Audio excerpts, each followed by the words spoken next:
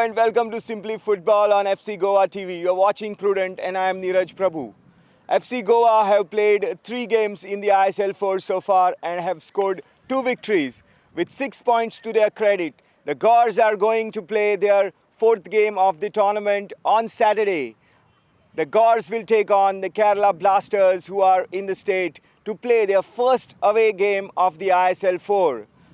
Kerala Blasters have played 3 games back-to-back at their home in Kochi, with all 3 of them resulting in draws. So with 3 points under their belt, Kerala Blasters are desperate for a victory. On the other hand, Sergio Lobera's FC Goa are in a very confident state of mind. After having played their last games 8 days ago, the Gors have got a good enough break and they have been refreshed. They have also worked on their weak points as such with regards to various aspects of the game, and they are also ready. FC Goa began Friday morning with a training session at their training base here at the Athletic Stadium at Bambore. Let's watch a few highlights from that training session.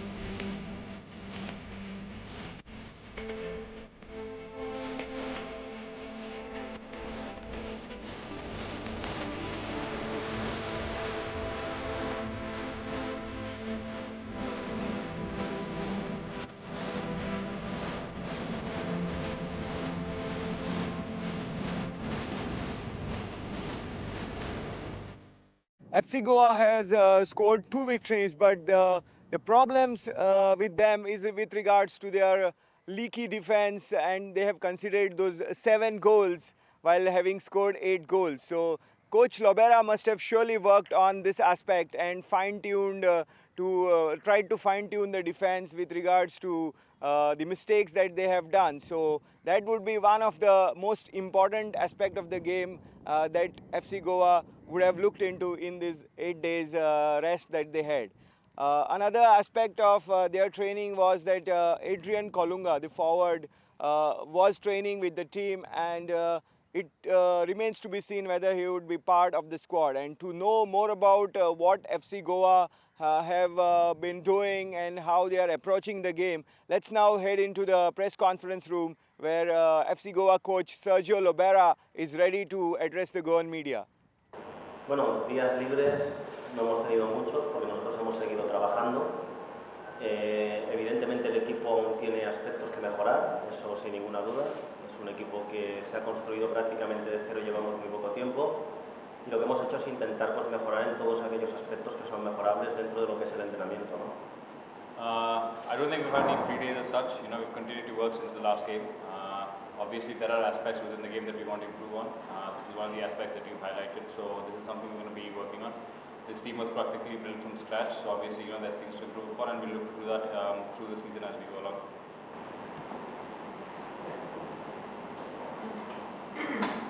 Hi coach, Sergio Lobera.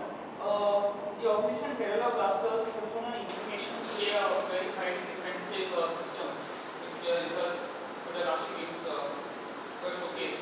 Would you all play a different strategy or more attacking game to get 3 points in the board? Yo creo que Kerala no solo es un equipo bueno a nivel defensivo, creo que es un muy buen equipo, tiene jugadores de mucho potencial en la parte ofensiva, aunque hasta ahora es un equipo que ha defendido bien, pero vuelvo a repetir, creo que es un muy buen equipo no solo a nivel defensivo, sino en todas las facetas del juego. Es un equipo que ningún equipo aún le ha conseguido ganar, y sabemos que mañana nos vamos a enfrentar a un buen equipo no solo defensivamente, sino también ofensivamente. I wouldn't classify Kerala as just a defensive team. From what we've seen up until this point in time, they have been very strong defensively, but I think they have a lot of players who have a lot of quality and can create a lot of chances. Again, I'm going to reconfirm that tomorrow we're going to be facing up against a rival who I think has a lot of very good organization, both in attack and defense. And we'll have to be at our best to ensure that we get the points that we're looking for. Coach, I can't just put the time on the player. Kerala Blasters hasn't won any of their last 3 matches, all of which were played at home. Does it make them even more dangerous because they will be hungry for a win? Can you repeat just the last one? Does that make them even more dangerous because they are playing away and they will be hungry for a win now because they haven't won the last 2 matches? Que han jugado 3 partidos en casa, no han ganado ninguno. Entonces cuando vienen aquí van a jugar sin miedo o no, que va a ser más peligroso.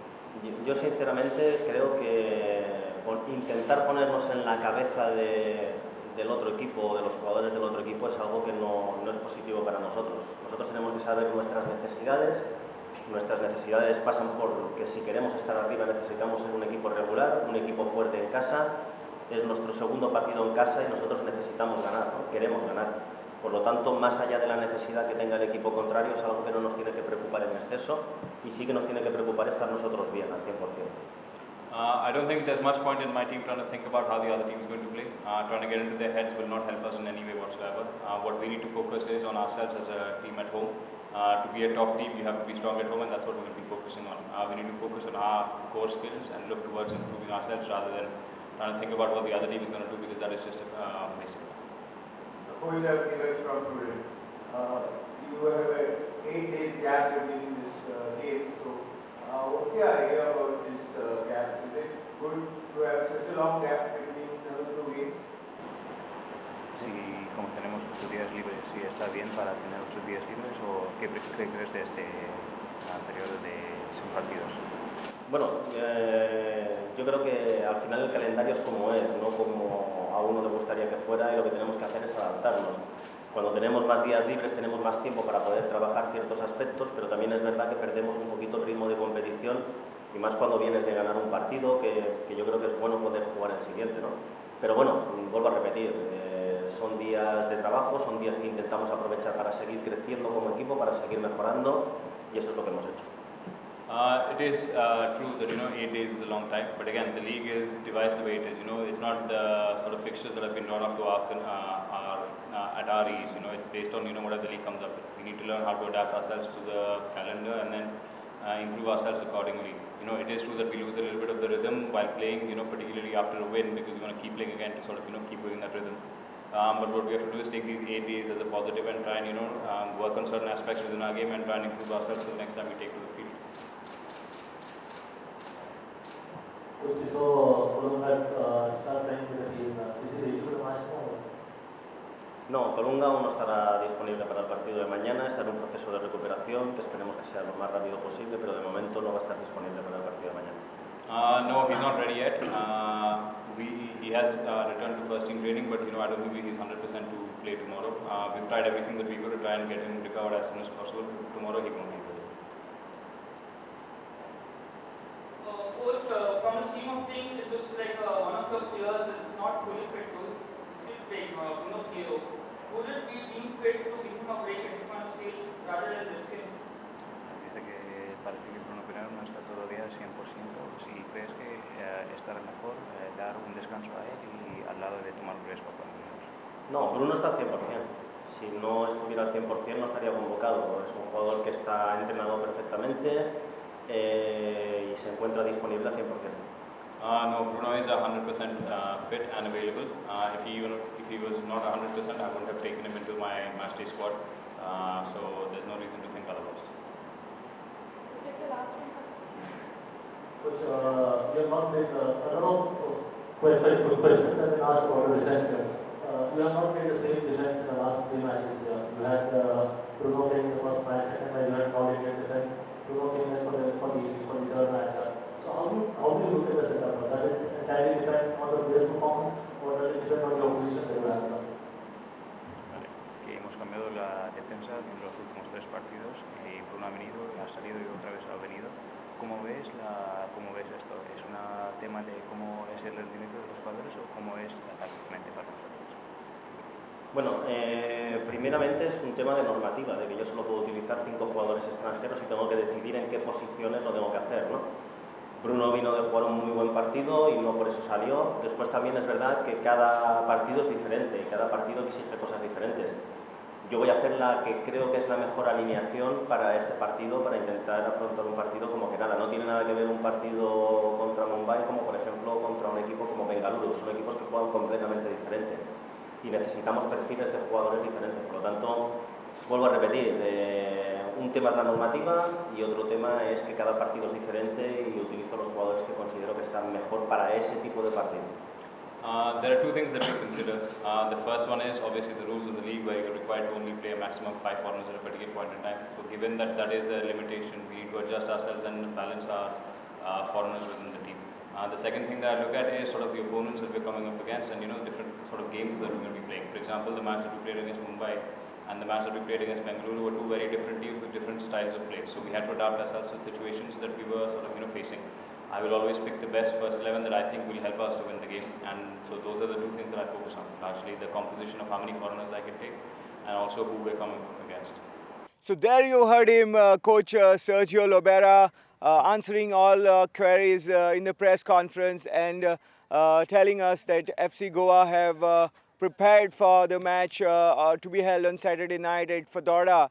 The 8 days gap gave the coach, the Spanish technician, a lot of time to work on various weak links in the team with regards mostly to the problems in the defense. And obviously, the 8 days gap is not an ideal situation wherein a team which has struck a really good rhythm and then they have to wait for 8 days on the trot to play their next game. So it's not an ideal situation wherein you want to get into a winning rhythm and build the momentum. But nevertheless, the time was put to good use as the coach worked on various departments of the game and made FC Goa a better unit.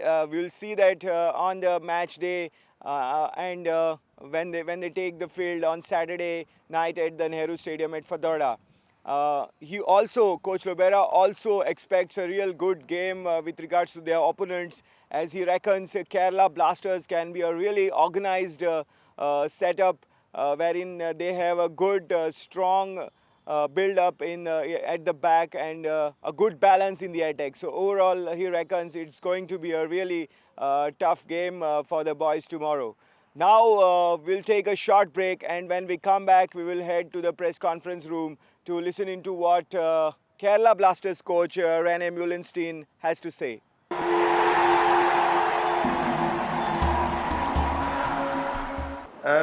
Concerned?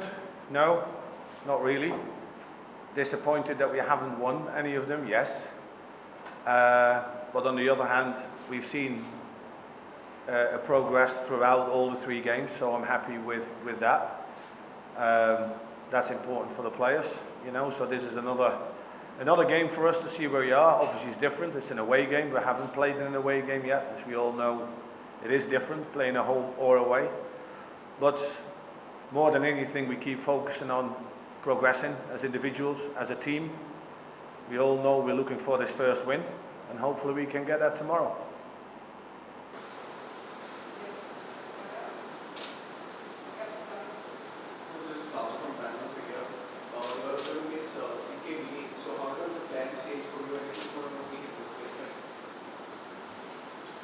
Well, it's part of football. You know, sometimes you lose players because of suspension, sometimes you lose them through injury. That's why you've got the squad for.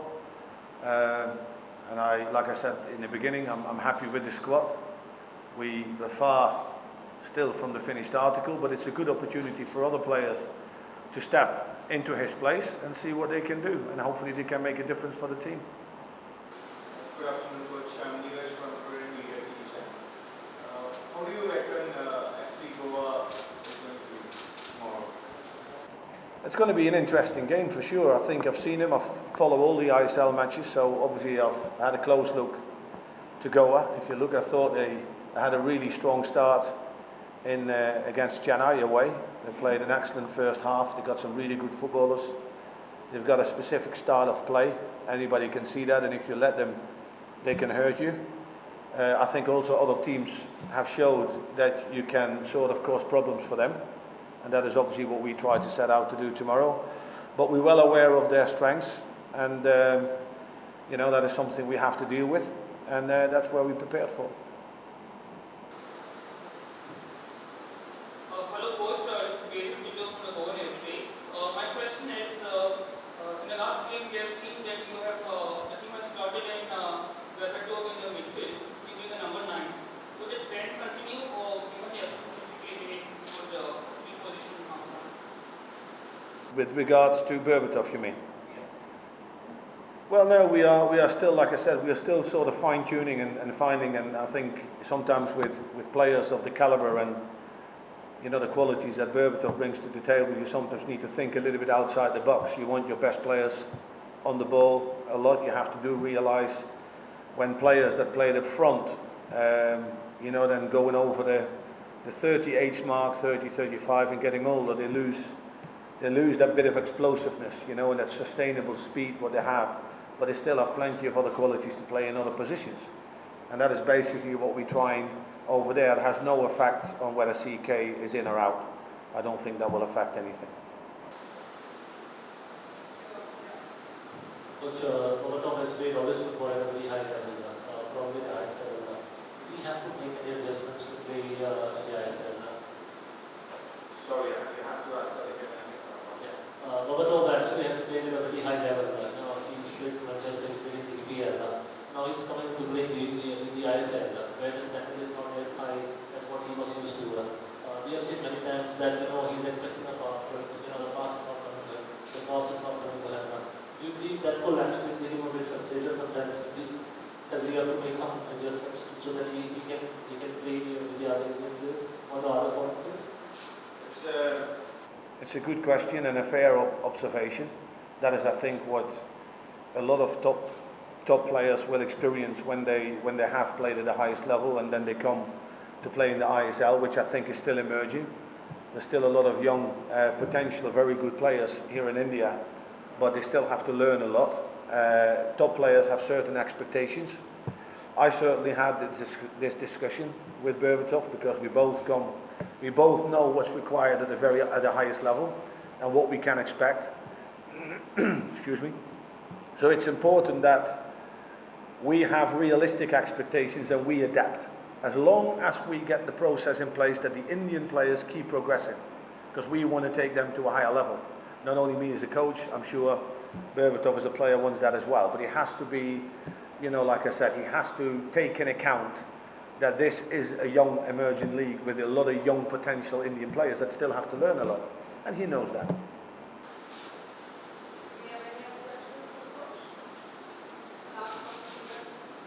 What's the update on West